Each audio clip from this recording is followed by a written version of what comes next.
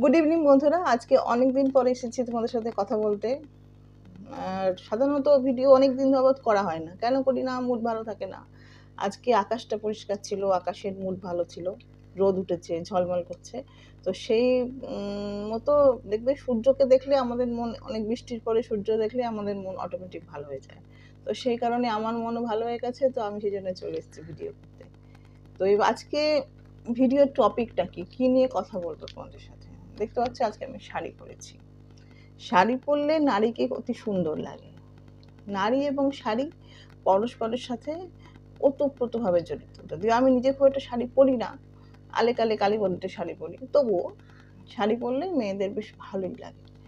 তো শাড়ি বাঙালির অহংকার বলা হয় যদিও বা, কিন্তু ভারতীয় উপমহাদেশের বিভিন্ন জায়গায় শাড়ি পরার প্রচলন আছে এবং তারা বিভিন্ন রীতি বা বিভিন্ন স্টাইল ফলো করে তারা শাড়ি পরে।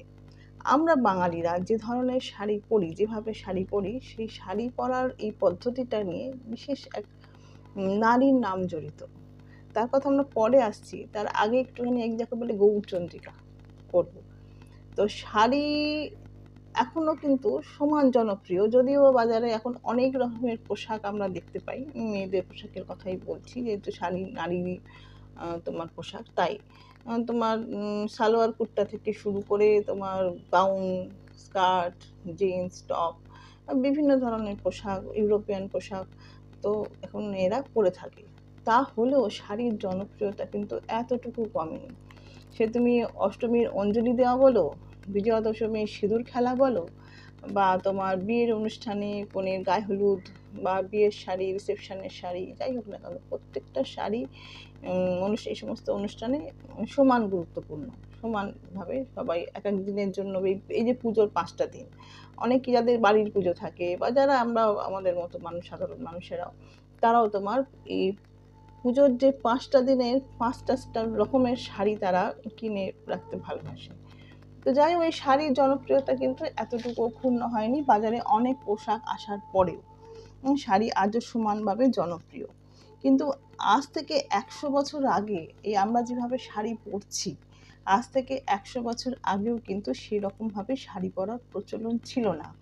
শাড়ির সঙ্গে যে সমস্ত সহায়ক পোশাক আমরা পরি, যেমন ধরো যে ব্লাউজ রয়েছে, পেটিকোট, তারপরে তলায় যে সেমিজ বা সায়া যেটা পরছি আমরা, তো সেই ধরনের পোশাক, কিছু সহায়ক পোশাক যেগুলোকে বলা হচ্ছে, সেই সহায়ক পোশাক পরার কিন্তু প্রচলন সেই সময় ছিল না। তো মেয়েরা ওই যে আসতো একেবারে ছোট্ট বয়সে বিয়ে করে, তারা শ্বশুরবাড়ি আসতো, একেবারে তোমার জীবন শেষ হয়ে গেলে চার কাঁধে উঠে চলে যেত। মাঝখানে যদি কোনো পুজো পার্বণ উৎসব অনুষ্ঠানে গঙ্গা স্নান করতে যেত, সেক্ষেত্রে পালকি করে তাকে নিয়ে গিয়ে পালকি শুদ্ধ তাকে গঙ্গায় ডুবিয়ে নিয়ে আসা হতো। তো মেয়েরা তখন ছিল কি অসূর্য স্পর্শা, পর্দানসীন। তো পরবর্তীকালে এই মেয়েদের তোমার, তারা শিক্ষার ক্ষেত্রে, সব ক্ষেত্রে তারা অগ্রসর হলো, তারা সমাজে বিভিন্ন গুরুত্বপূর্ণ কাজে অংশ নিল। তো যার যে নারী এই শাড়িকে আজকের এই রূপটা দিয়েছে, তার কথা আজকে আমি বলবো। তিনি হচ্ছেন কে? তিনি হচ্ছেন মহর্ষি দেবেন্দ্রনাথ ঠাকুরের পুত্র, সত্যেন্দ্রনাথ ঠাকুরের স্ত্রী জ্ঞানদানন্দিনী দেবী। তিনি এই আধুনিক নারী বলতে যা বোঝায়, তাকে একটা প্রথম শ্রেণীর প্রথম আধুনিক নারী আমরা বলতেই পারি এই জ্ঞানদানন্দিনী দেবীকে।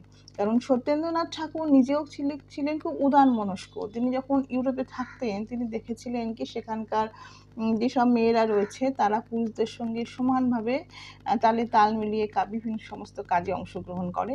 তো তিনিও চাইতেন কি আমাদের দেশের মেয়েরাও এরকমভাবে পুরুষের সাথে কাঁধে কাঁধ মিলিয়ে তারাও সমাজের বিভিন্ন রকম কাজে এগিয়ে আসবে।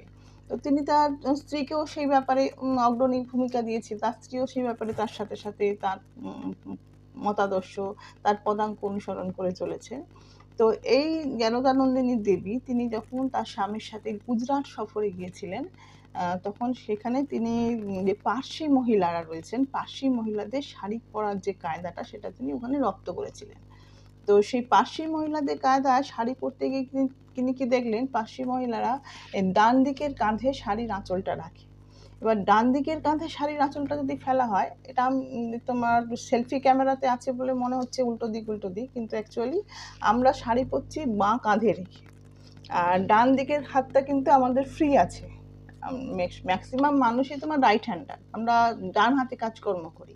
তো ডান দিকের হাতটা ফ্রি থাকলে তবে আমাদের কাজকর্ম করতে সুবিধা হয়, বাঁ হাতটা কিন্তু একটু বাধাপ্রাপ্ত হয়।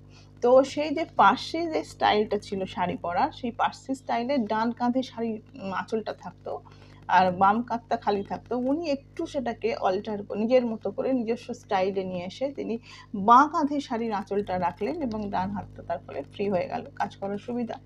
তারপরে শাড়ির সঙ্গে যে সহায়ক পোশাক, অর্থাৎ কিনা এই পেটিকোট, সেমিজ, এগুলো তিনি তার সাথে ইনক্লুড করলেন, যোগ করলেন।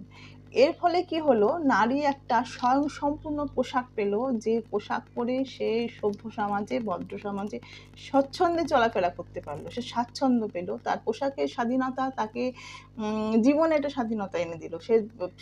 সে তো পোশাকের কারণে কোনো রকমে একটা শাড়িকে গায়ে জড়িয়ে কোনো রকম একটা সম্মান রক্ষা করা, যেটা পরে তো লোক সমাজে সেরকমভাবে চলাফেরা করা যায় না, এরকমভাবে তো আগে নারী শাড়ি পরতো, বাংলার মেয়েদের কথা বলছি। তো এই যে সহায়ক পোশাকগুলো তিনি অ্যাড করলেন এবং শাড়ি পরা স্টাইল থেকে একটা বেশ কি বলবো ইনোভেটিভ একটা স্টাইল দিলেন। এই ডান দিকে ডান হাতটা ফ্রি রেখে বাঁ কাঁধে আঁচল রেখে কুচি করে শাড়িটাকে যে সুন্দর করে গুছিয়ে পরার তিনি শেখালেন। তার ফলে মেয়েরা অনেকটা এগিয়ে গেল, অনেকটা উন্নত হয়ে উঠলো। তখনকার দিনে বামাবোধিনী বলে একটা পত্রিকা ছিল, সেই বামাবোধিনী পত্রিকায় তিনি রীতিমতো বিজ্ঞাপন দিয়েছিলেন যে কারা শাড়ি পরা শিখতে চায় আর কি, শাড়ি পরার কৌশল শেখানোর জন্য তিনি বিজ্ঞাপন দিয়েছিলেন। এই যে শাড়ি পরার কৌশলটা, যেটা জ্ঞানদানন্দিনী দেবী প্রচার করলেন, প্রচলন করলেন, সেটা তৎকালীন ব্রাহ্ম সমাজের মেয়েদের মধ্যে অধিক মাত্রায় প্রচলিত হয়েছিল এবং সেই কারণে এটাকে ব্রাহ্মিকা শাড়ি বা ব্রাহ্মিকা শাড়ি পদ্ধতি বলা হয়। পরবর্তীকালে এখন তো আমরা এখনো পর্যন্ত যে স্টাইলে আমরা শাড়ি পরছি, এই কুচি করে বাঁ কাঁধে আঁচল ফেলে, এটাও কিন্তু ওই জ্ঞানদানন্দিনী দেবীরই তোমার অনুসরণ করি। তো এটাই বলার, আজকের ভিডিও, আজকের টপিক নিয়ে আলোচনা তোমাদের কেমন লাগলো আমাকে অবশ্যই জানিও, কমেন্টস করো। আবার দেখছি পরবর্তীতে তোমাদের কাছে কোনো ইম্পর্টেন্ট এরকম গুরুত্বপূর্ণ এবং বেশ কি সরস টপিক যাকে বলে, যেটা শুনলে বেশ কিছু ইনফরমেশনও পাওয়া যায়, শুনতে ভালোও লাগে, সেরকম কোনো টপিক মনে পড়লো অবশ্যই আবার আসবো।